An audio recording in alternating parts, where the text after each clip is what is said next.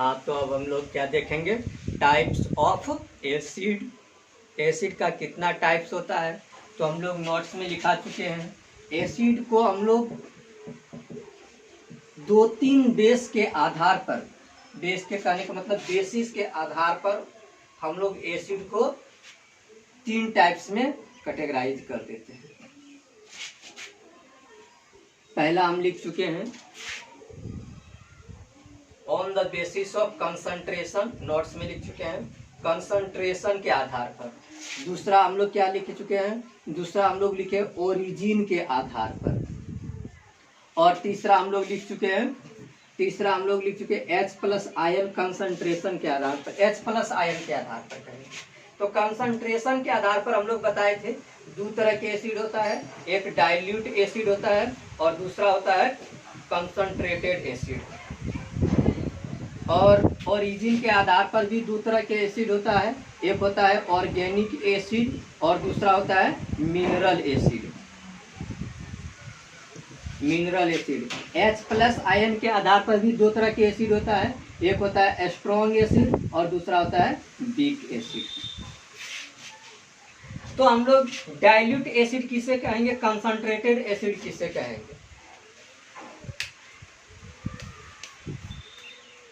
कहता है dilute acid के बारे में हम लोग ऐसे पहले जनरल हम लोग समझते हैं, डाइल्यूट एसिड किसे कहेंगे।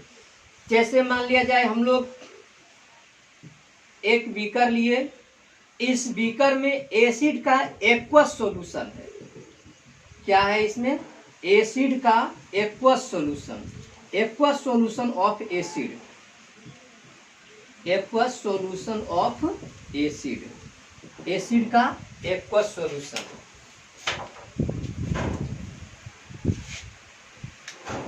इस कंटेनर में हम लोग क्या किए, एक्वस सॉल्यूशन ऑफ एसिड लिए हैं। यहाँ पे ये ध्यान रखना है, एक्वस सॉल्यूशन ऑफ एसिड। तो एक्वस सॉल्यूशन है तो कहने का मतलब इसमें क्या होगा, एसिड भी होगा और प्लस में वाटर भी होगा, एसिड भी होगा और वाटर भी होगा। ये दोनों को मिला करके हम लोग एक्वस सॉल्यूशन तैयार किया है। अब अगर ये डाइल्यूट एसिड है तो डाइल्यूट एसिड होगा तो इस तरह से समझेंगे कि इस एक्वस सॉल्यूशन में 20% एसिड है और 80% वाटर है। इस एक्वस सॉल्यूशन में क्या समझेंगे, 20% एसिड है और 80% वाटर है, और तो ये हो जाएगा डाइल्यूट सॉल्यूशन। अगर हम लोग हमको इसको डिफाइन करना है तो क्या कहेंगे, solution which having less amount concentration of acid is known as dilute acid, या solution which having large amount concentration of acid is known as concentrated acid। तो 2 तरह के एसिड। अब कंसंट्रेटेड एसिड में क्या हो जाएगा, उल्टा हो जाएगा, 80% एसिड मानो और 20% वाटर मानो। तो ये मेन हम लोग को समझने क्या क्या हो गया, डाइल्यूट एसिड जिसमें एसिड का कंसंट्रेशन कम हो, एक्वस सॉल्यूशन में having less amount concentration of acid in aqueous solution is known as dilute acid, having large amount acid concentration in aqueous solution is known as concentrated acid. ये हम लोग लिख चुके हैं नोट्स में। दूसरा बात हम लोग देख रहे हैं organic acid and mineral acid. Organic acid क्या कहेंगे, acid which obtained from living organism like plant and animal। क्या कहेंगे, acid which obtained from living organism like plant and animal is known as organic acid। Example में क्या कहेंगे, example में बहुत सारा है, जैसे ऑक्जेलिक एसिड हम लोग टोमेटो से प्राप्त करते हैं, साइट्रिक एसिड जैसे हम लोग लेमन से प्राप्त करते हैं, और कहेंगे साइट्रिक एसिड हम लोग लेमन से प्राप्त, बहुत सारा है, एप्पल से मेलेइक एसिड प्राप्त करते हैं।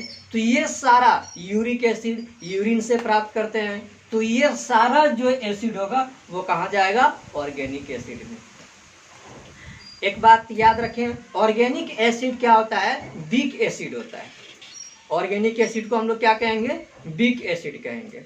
और मिनरल एसिड। मिनरल एसिड कहने का मतलब जो अर्थ क्रस्ट से हम लोग मिनरल ऑब्टेंड करते हैं, मेटल नॉन मेटल में पढ़े होंगे,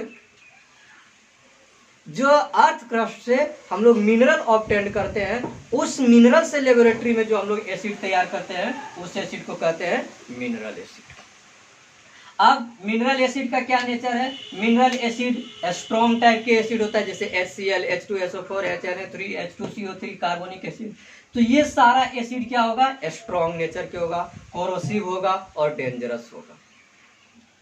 अगर इस एसिड का छिड़काव कर दिया जाए मनुष्य के शरीर पे, बॉडी पे, तो ये जला सकता है। अब यहाँ पर हम लोग को पढ़ना है स्ट्रॉन्ग एसिड और वीक एसिड, वो H+ आयन के आधार पर। H+ आयन कहने का मतलब क्या हुआ? जब एसिड को हम लोग वाटर में डिजोल्व करेंगे तो वो कंप्लीटली H+ आयन में टूट जाए, उसे हम लोग क्या कहेंगे? Strong acid. और जब एसिड को हम लोग वाटर में डिजोल्व करेंगे वो कंप्लीटली H+ आयन में ना टूटे तो उसे हम लोग क्या कहेंगे? Weak acid. Completely H+ ion कहने का मतलब क्या है? जैसे हम लोग एक कंटेनर लिए, कंटेनर में वाटर है, वाटर में अब हम लोग को यहाँ पर 4 मोल HCl को इसमें डिजोल्व करना है। 4 मोल HCl जब हम लोग इसमें डिजोल्व करेंगे तो 4 मोल HCl यहाँ पे टूट जाएगा 4H+ आयन और 4Cl- आयन। तो ये HCl कैसा हो गया? स्ट्रॉन्ग एसिड हो गया।